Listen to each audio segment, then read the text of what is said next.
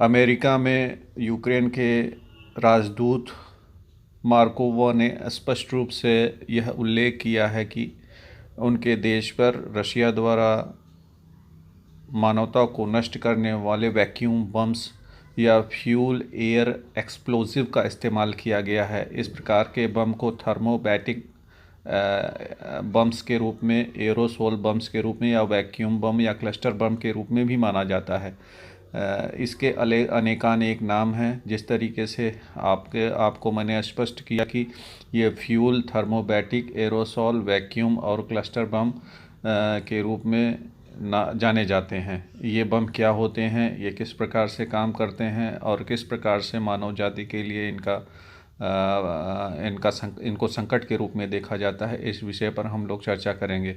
सबसे पहले इस प्रकार के बम्स का इस्तेमाल अभी फ़िलहाल कीव के रिहायशी इलाकों में किया गया है।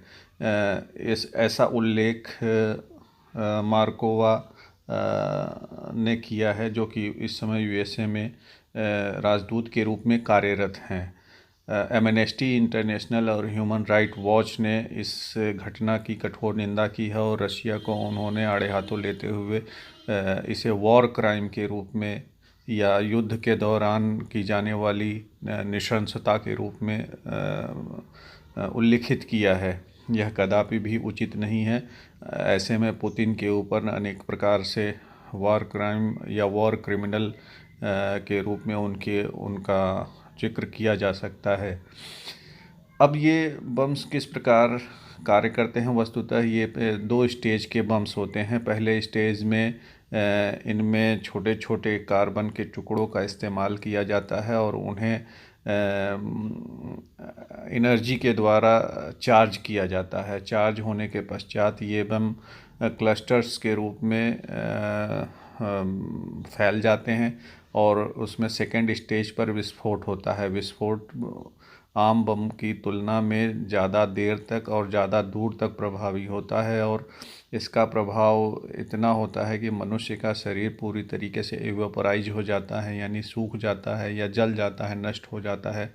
और इससे मानवता को गंभीर नुकसान या खतरा होता है। हैवी एक्सप्लोजिव के रूप में इसका इस्तेमाल किया जाता है।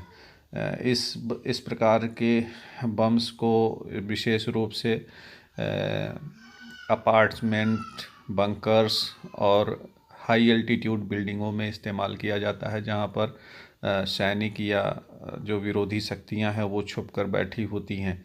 ऐसे में यह कहा जा सकता है, चूँकि भारतीय छात्र और अनेक प्रकार के जो रिहायशी इलाकों में रहने वाले आम नागरिक होते हैं, वो अपने छुपने के लिए अनेक छोटे छोटे बंकर्स का निर्माण कर रहे हैं। रशियन सैनिकों द्वारा इस प्रकार के बंकर्स में यदि इन क्लस्टर बम्स का या वैक्यूम बम्स का इस्तेमाल किया जाएगा तो उन्हें पूरी तरीके से नुकसान होगा। यह बम ऑक्सीजन का इस्तेमाल करता है और ऑक्सीजन वास्तव में एटमॉस्फेयर से ही प्राप्त करता है, जिससे इसकी ज्वलनशीलता और ज़्यादा गंभीर हो जाती है।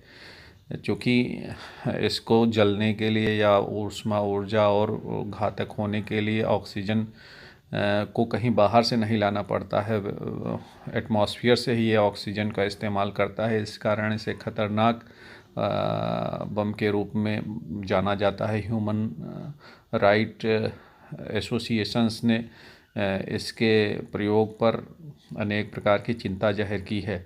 1960 के दशक में रशिया ने पहली बार इसका इस्तेमाल किया था और यूएसए ने, अमेरिका ने भी इस प्रकार के बम्स का इस्तेमाल अफ़गानिस्तान में अलकायदा के आतंकवादियों को मारने के लिए किया था, क्योंकि वो तोरा बोरा की पहाड़ियों में बंकर बनाकर छुपे हुए रहते थे। ऐसे में अमेरिका सेना द्वारा इस प्रकार के बम्स का इस्तेमाल किया जा चुका है पूर्व में।